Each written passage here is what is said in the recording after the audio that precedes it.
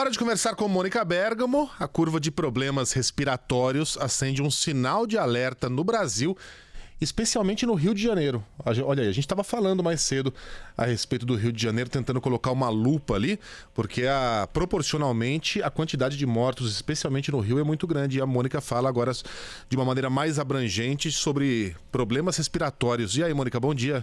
Olá, Megali, bom dia a todos. Pois é, esse alerta começa a acender, né, entre especialistas em torno de sinais que podem indicar um repique da Covid em algumas regiões. A gente vai agora pegar o Rio de Janeiro. A curva de casos de pessoas que chegam nos hospitais com problemas respiratórios no estado, que vinha caindo, parou de cair, Megali, se estabilizou, e isso justamente depois de uma maior abertura econômica, de uma flexibilização nas medidas de isolamento.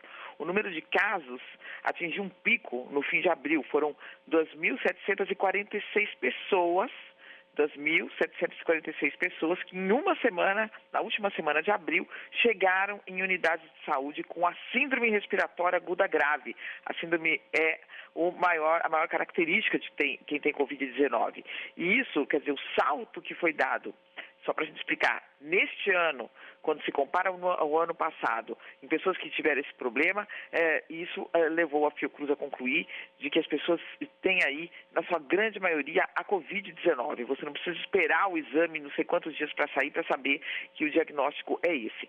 Bom, depois disso, e como consequência do isolamento, depois dessa última semana de abril, essa curva veio caindo fortemente, caindo mais de 100 casos por semana, ou até mais em alguns momentos, até que, em meados de junho, ela se estabilizou em torno de 1.300 casos.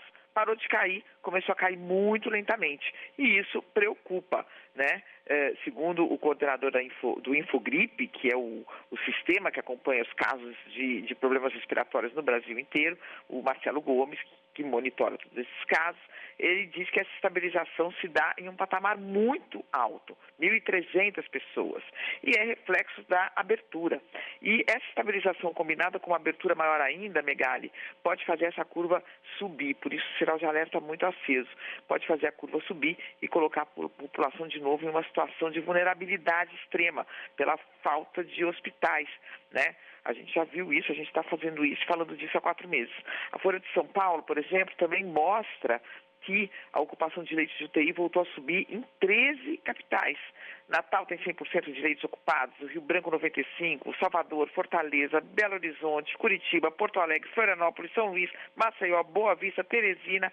A maioria dessas capitais com ocupação, todas com ocupação de mais de 80% dos leitos de UTI, algumas aí com 95%, Natal com 100%, quer dizer, e a maioria delas depois de adotar medidas de flexibilização. Então a situação, ela era e ela permanece tensa, Megali, apesar de a gente às vezes mudar de assunto, começar a tratar de outros assuntos, mas a situação ainda é muito delicada e exige muita atenção. Não dá para deixar de lado não, mas a gente pode tratar de outros assuntos aqui, como esse sugerido pela Mônica, que são decisões antagônicas e curiosas de ministros do STF. Aí a Mônica deu aqui 2 exemplos envolvendo um jovem que furtou shampoo, uma mulher que furtou picanha. Eu fico me perguntando por que esses casos tão prosaicos vão parar no STF, Mônica? Eles vão parar no STF por isso, porque as defesas, e não estamos nesses casos falando de advogados milionários, né, como o pessoal gosta de criticar, mas a de defensoria pública ou de estagiários de direito, etc., que vão e pegam a defesa de pessoas humildes para tentar fazer valer os direitos constitucionais, por isso que acaba no Supremo Tribunal Federal. Agora, são visões antagônicas, né, Megali? Então, a gente teve um caso que ontem deu muito barulho aí na internet, que foi a ministra Rosa Weber, negou um habeas corpus para soltar um jovem que roubou 2 shampoos, furtou 2 shampoos, de R$10 cada shampoo. E como ele tinha antecedentes também por pequenos furtos, ela negou esse habeas corpus, ele permanece preso, 2 shampoos. E temos uma decisão do ministro Gilmar Mendes que absolveu nessa semana de forma sumária uma mulher que roubou um pedaço de picanha e alguns acompanhamentos. E o que ele coloca é interessante. Quais acompanhamentos? Pois é, na sentença, o curioso é que na própria sentença ele fala isso, ele fala o seguinte: ele absolveu sumariamente, ela tinha sido condenada, tinha sido absolvida em primeira instância, condenada no Tribunal de Justiça do Rio de Janeiro, condenada no STJ, confirmada a condenação do STJ, e o ministro Gilmar falou, não, olha aqui a sentença, ele fala, não é razoável que o direito penal e todo o aparelho do Estado Polícia e do Estado Juiz movimentem-se no sentido de atribuir relevância à hipótese de furto de uma peça de picanha da marca Natura Frig, 3 tabletes de caldo da marca Arisco, sendo 1 de carne e 2 de frango. Ah, não. Está aqui na sentença. E uma peça, mas a sentença tem que ser detalhada, né? Mas então aqui nós temos. E uma peça de queijo mussarela da marca Porto Alegre, avaliados em R$135. O que ele diz ainda? Que o sistema todo, que custa caro, inclusive, né, ele deve atuar para a proteção de bens jurídicos de maior relevância e transcendência para a vida social. Por exemplo, valores muito altos ou a vida mesmo, né?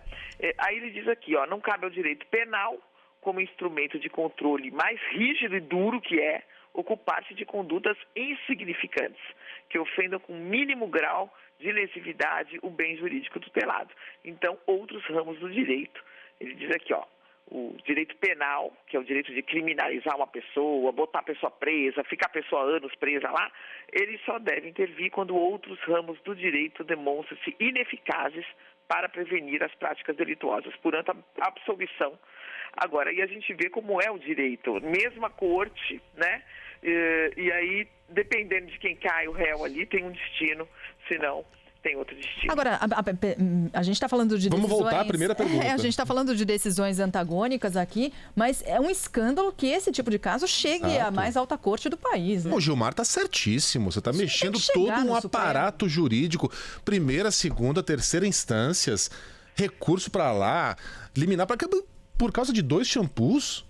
Defensoria, né, que se movimenta. Pelo amor de também, Deus. Né? E por causa de, num caso, 2 shampoos, num caso, uma picanha, e ele dando aqui, então, portanto, essa visão dele do direito, né, de forma mais aprofundada. A decisão da ministra Rosa é mais rápida, ela simplesmente endossa lá a decisão anterior de outros magistrados.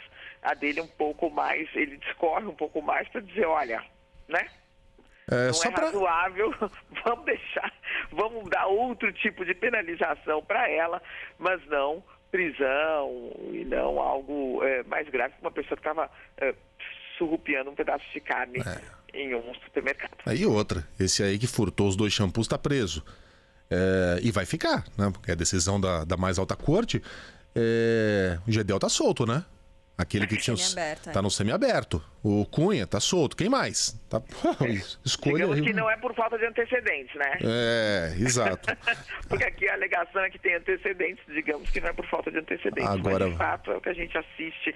E eu achei interessante essa colocação e todo esse aprofundamento que ele dá aqui, né? Dizendo que o direito penal tem que se... E essa máquina toda, esse aparato tem que se dedicar a inibir condutas que não sejam insignificantes, né? Que ofendam mais os bens jurídicos. Certo. Mônica, um beijo para você, até amanhã. Um beijo.